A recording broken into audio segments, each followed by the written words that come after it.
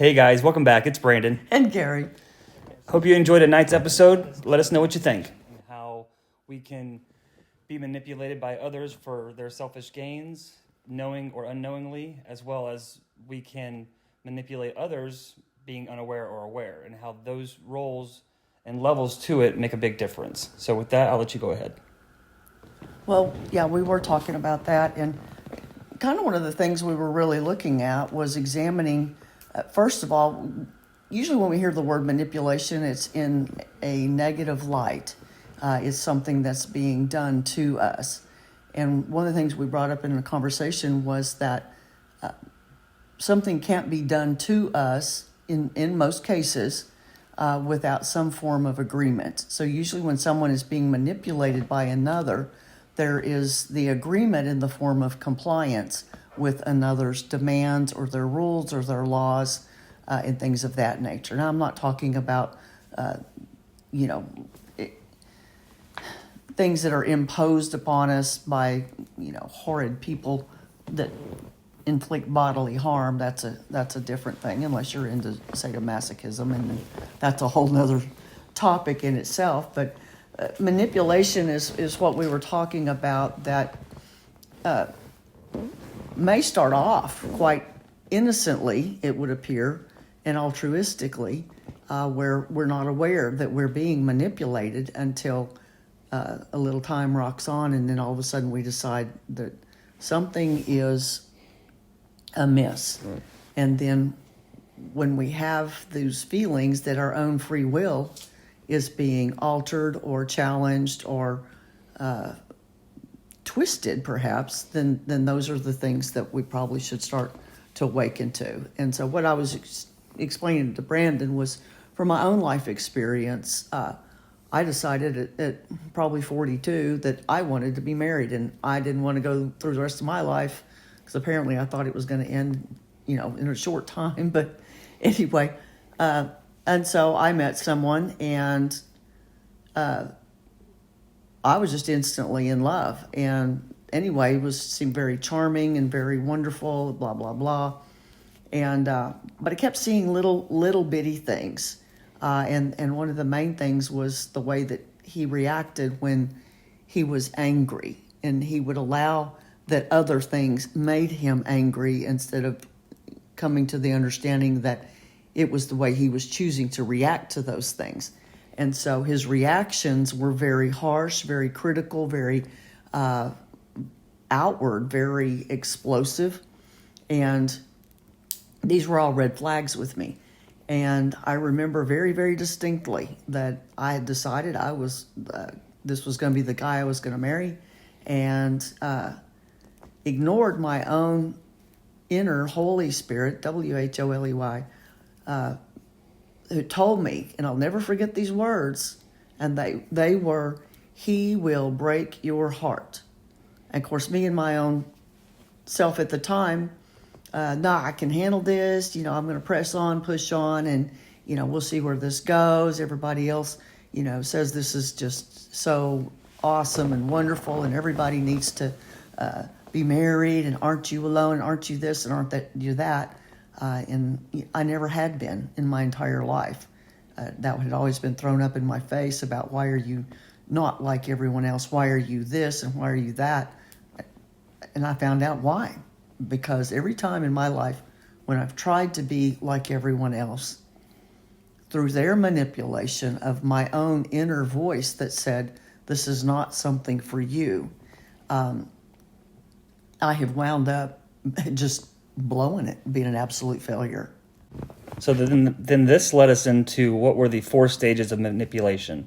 The first stage was targeting stage, then friendship forming stage, followed by loving relationship, and finally the abusive relationship stage. And we went on to talk a little bit, and we'll talk here now, about when was the awareness for you that you were being manipulated, as in which stage did you have that awareness come to you? And I replied, during the abusive stage. And then Carrie said, same thing, no doubt about it, the abusive stage, where the awareness should have been in probably the relationship forming stage. Well, yeah, I think you're absolutely right. But I think for me, it also came at the very beginning during the friendship forming stage. because I had certain red flags that kept going off that I flat out ignored. And then that takes us back into the searing of the consciousness.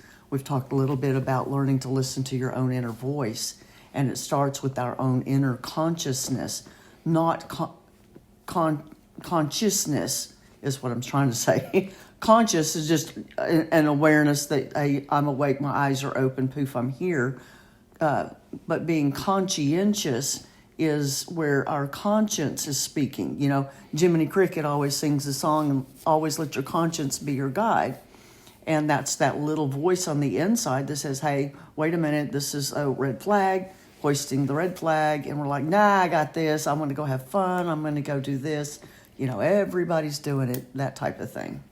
And so, being the Disney guy that I am, I immediately went to the deleted scene from Pinocchio, which involved the coachman and basically two handlers for these boys who would go to Fantasy Island or Pleasure Island, and they would no longer be boys. That they would be turned into, some people will say, like lower level density type characters or avatars, donkeys, rocks, plants, trees, etc. Okay, so this kind of brings us to a point where we can take a look at breaking down the word manipulation.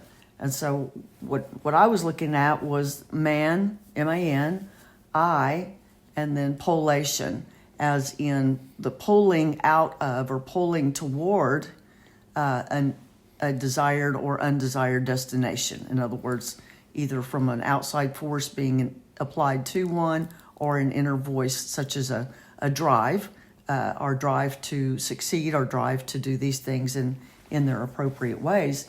And then we were looking at the word again as man, and then IP, and then ulation. So we looked up, Brandon looked up the word ip, and that can mean to be in harmony, leaf or a page, as we turn a new leaf, a new page in our lives. It can also mean a class or classification of a small boat, which is kind of interesting in its own self with the words seaman and those types of things. Docking the boat, matrix, Yeah. womb, all the same thing. Because we have to pass through the waters of the matrix, which is a symbolic birthing into this entire scenario, this entire world, this entire setup is a birthing process into this. And so then we had the word ulation, and that's where we get into the first thing it reminded me of was ululation, which was the sound that people make when they're wailing or howling, either with extreme grief or with extreme joy.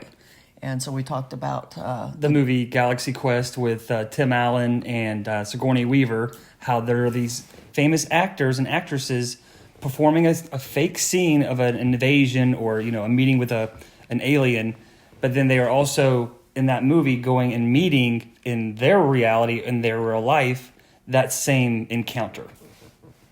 And so they as they were greeted by the real aliens who thought that their TV series was real life, the leader of the aliens was ululating in his extreme joy at being able to see them.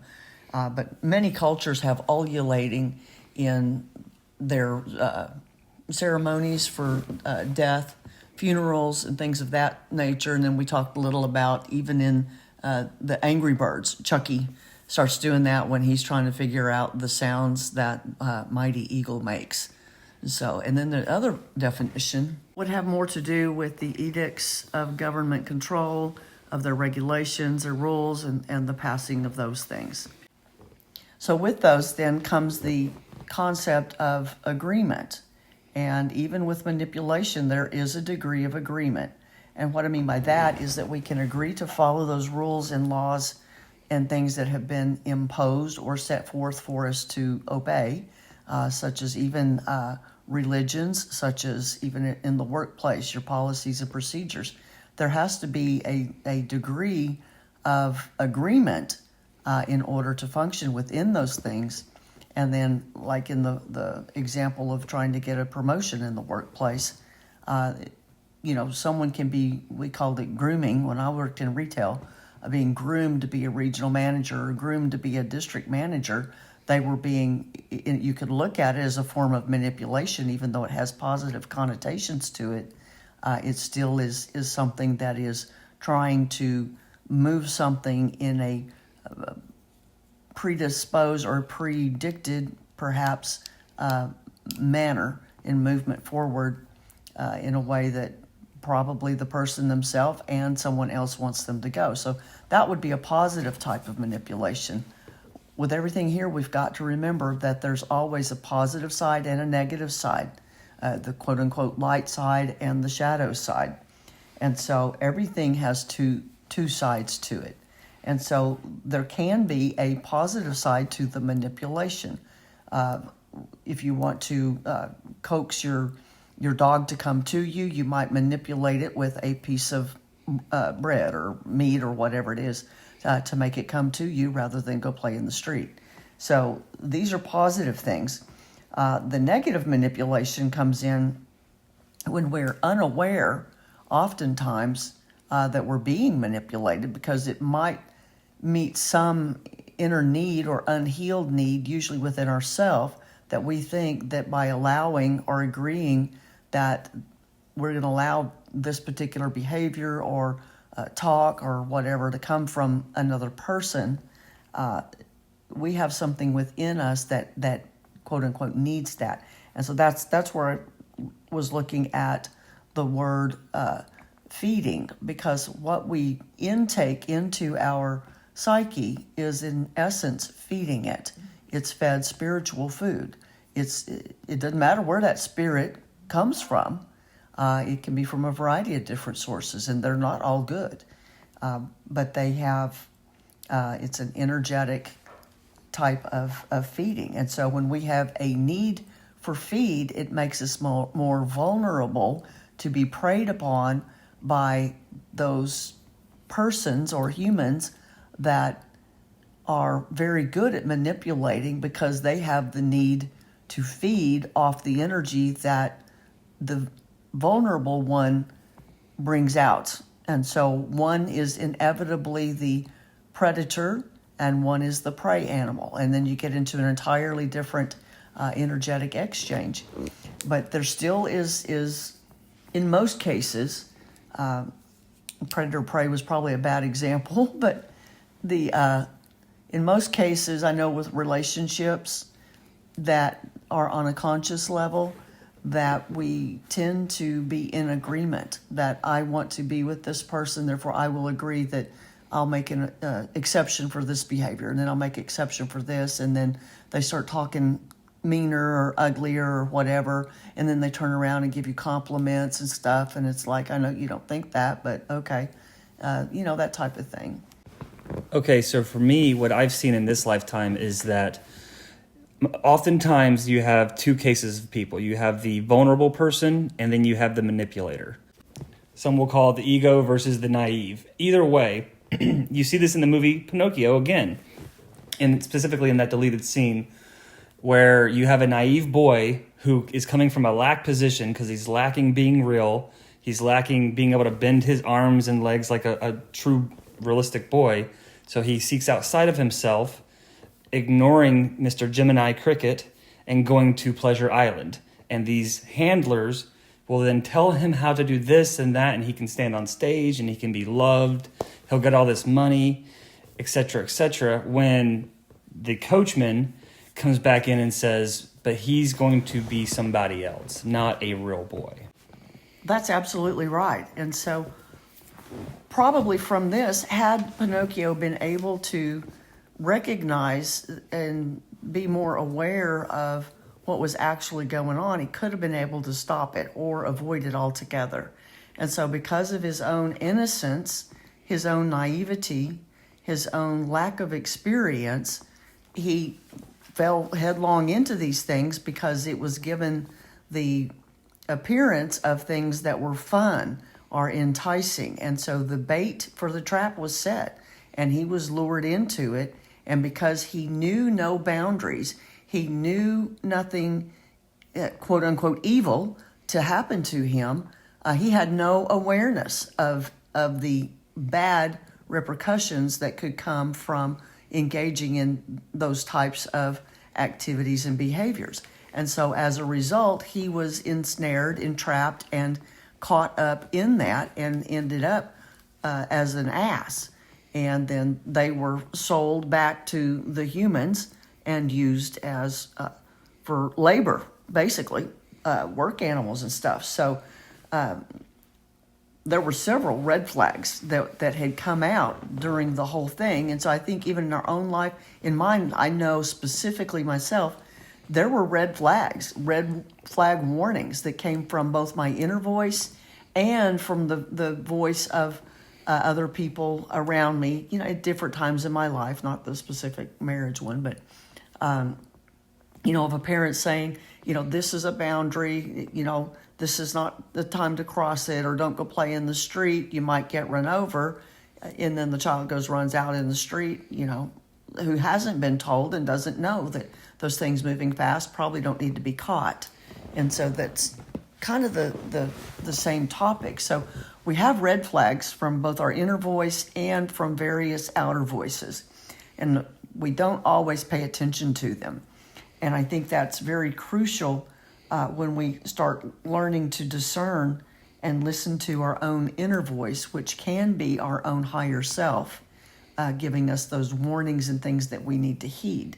Now, I will say this, that the more that we cut off the strings that attach us to the spirit of this world, our own spirit will more readily be heard and understood by our own inner self. And so knowing when to stop, how do we stop? If we can identify and become aware of the need to stop or the dangers that may be ahead, even though it's enticing to feel like you're being loved or to feel that you're wanted or needed or cherished or feel these things or to get good gifts or to, whatever those things are, those all stroke the ego and they help to feed the need to be manipulated. And I know that's going to sound kind of funny, but if you really think about it, it's because there's something in us that feels quite empty that creates that vulnerability. And it's my contention that people that are the best manipulators are very, very skilled at identifying those holes, if you will, that need to be filled. And they have just the right tools and equipment in order to fill that with their smooth talking, their coerciveness, their allure to fun and excitement, adventure, and things like that. And so those are things to watch out for. These people will tend to help you move your focus from your own inner voice. Oh, you don't need to feel that way. Oh, I'm not going to do that. Or I would never this, or, I promise this and that. We've all heard the saying, silver-tongued devil. Well, that's probably pretty accurate. Carrie, you're so right on all those points and very valid. What I'd like to talk about real quick before ending this one is the fact that the red flags, they'll come in various ways, and it's your job to respond to those red flags appropriately by establishing boundaries that, you've probably already set, 5, 10, 15 years ago, but you need to continue to set those boundaries, because what's going to happen with a master manipulator narcissist is they are going to push those boundaries little by little, stringing you along, piecemealing you along the way, and before you get to the big pot of gold at the end of the rainbow, you're trapped. All right, guys, that's it for me and Carrie. I hope that you guys have enjoyed this. We look forward to doing another one tomorrow, or if not a couple. And we got more and more to talk about. Gulliver's Island, the false love, the false Eve. We got a lot to share. Thanks for tuning in.